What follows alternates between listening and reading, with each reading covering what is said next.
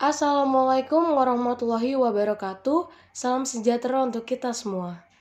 Pada video kali ini, kami dari kelompok 8 akan membahas mengenai siklus pengeluaran dalam sistem informasi akuntansi. Bersama saya, Armiati Putri, dan rekan saya, Rifki Fadilah. Berikut pemaparannya.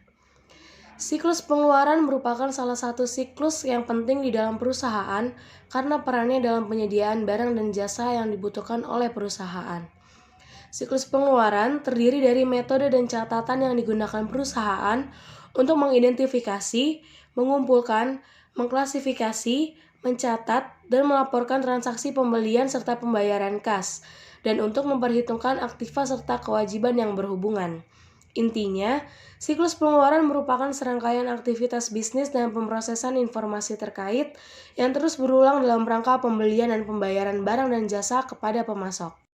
Berikutnya kita akan membahas aktivitas dalam siklus pengeluaran.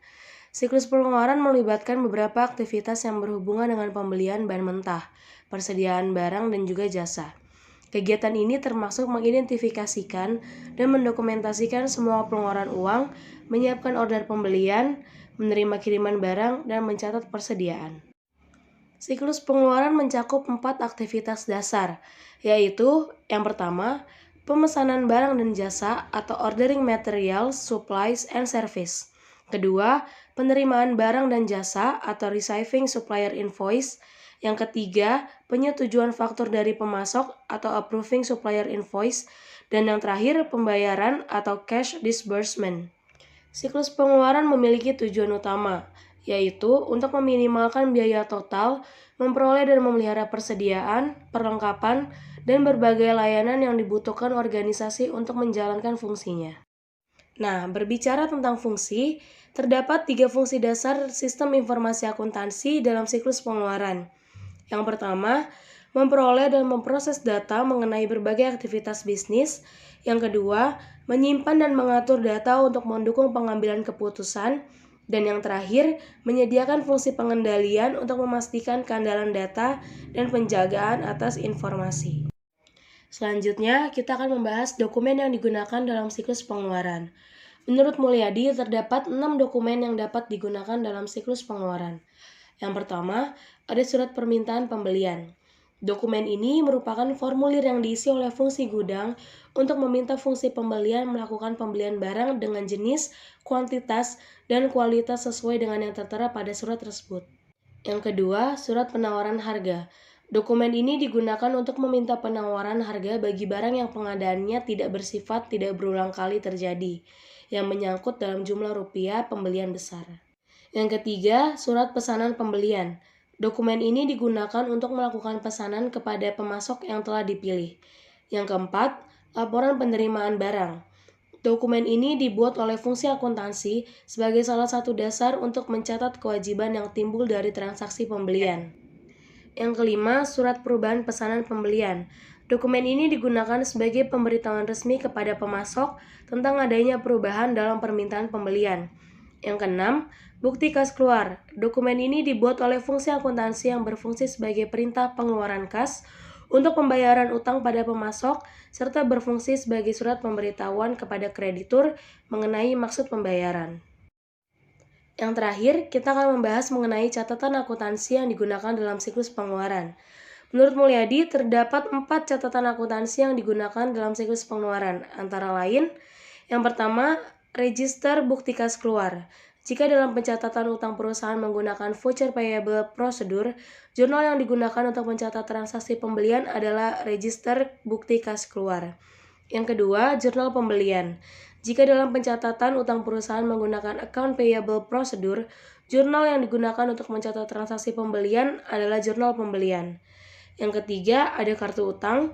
Dan yang keempat, ada kartu persediaan. Kartu persediaan digunakan untuk mencatat harga pokok persediaan yang dibeli. Selanjutnya, rekan saya Rifki Fadila akan membahas flowchart dari siklus pengeluaran. Assalamualaikum warahmatullahi wabarakatuh. Perkenalkan, nama saya Muhammad Rifki Fadila. Pada kesempatan kali ini, saya akan menjelaskan mengenai flowchart siklus pengeluaran. Pada kesempatan kali ini, saya akan menjelaskan mengenai flowchart siklus pengeluaran kas. Pertama-tama, dimulai pada bagian supplier, di mana supplier tersebut membuat faktur sebanyak 2 rangkap. Faktur lembar pertama diberikan ke bagian pembayaran, dan faktur lembar kedua disimpan sebagai arsip. Selanjutnya, bagian pembayaran menerima faktur lembar pertama dari supplier. Selanjutnya, bagian pembayaran membuat surat permintaan pengeluaran kas sebanyak 2 rangkap. SPPK lembar pertama diberikan kepada manajer, dan SPPK yang kedua disimpan sebagai arsip. Selanjutnya, manajer menerima SPPK lembar pertama dari bagian pembayaran. Setelah itu, manajer menyetujui SPPK tersebut, dan apabila SPPK telah disetujui, maka akan diberikan ke bagian pemegang kas. Selanjutnya, bagian pemegang kas telah menerima SPPK yang telah disetujui oleh manajer. Setelah itu, bagian pemegang kas membuat bukti kas keluar sebanyak 3 rangkap. Bukti kas keluar lembar pertama beserta uang diberikan ke bagian pembayaran.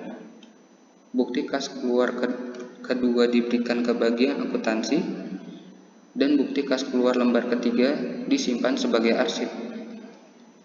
Selanjutnya, bukti kas keluar lembar pertama beserta uang yang telah diterima oleh bagian pembayaran.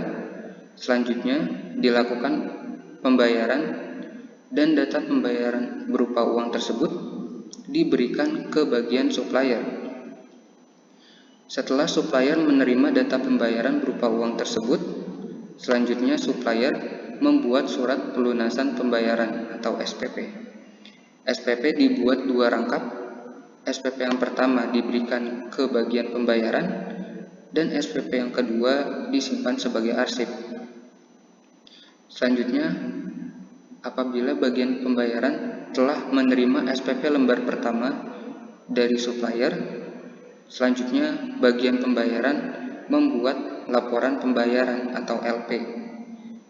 LP dibuat sebanyak 2 rangkap. LP lembar pertama diberikan ke bagian akuntansi, dan LP lembar kedua disimpan sebagai arsip. Selanjutnya, apabila bagian akuntansi telah menerima bukti kas keluar lembar kedua dan laporan pembayaran lembar pertama, selanjutnya bagian akuntansi membuat laporan pengeluaran kas atau LPK. LPK dibuat sebanyak 2 rangkap. LPK yang pertama diberikan ke manajer, dan LPK yang kedua disimpan sebagai arsip. Dan yang terakhir adalah manajer menerima laporan pengeluaran kas dari bagian akuntansi. Dan itu merupakan flowchart siklus pengeluaran kas. Sekian dari pembahasan yang saya sampaikan. Kurang lebihnya mohon maaf. Wassalamualaikum warahmatullahi wabarakatuh. Sekian pembahasan materi mengenai siklus pengeluaran dari kami. Kurang lebihnya mohon maaf. Wassalamualaikum warahmatullahi wabarakatuh.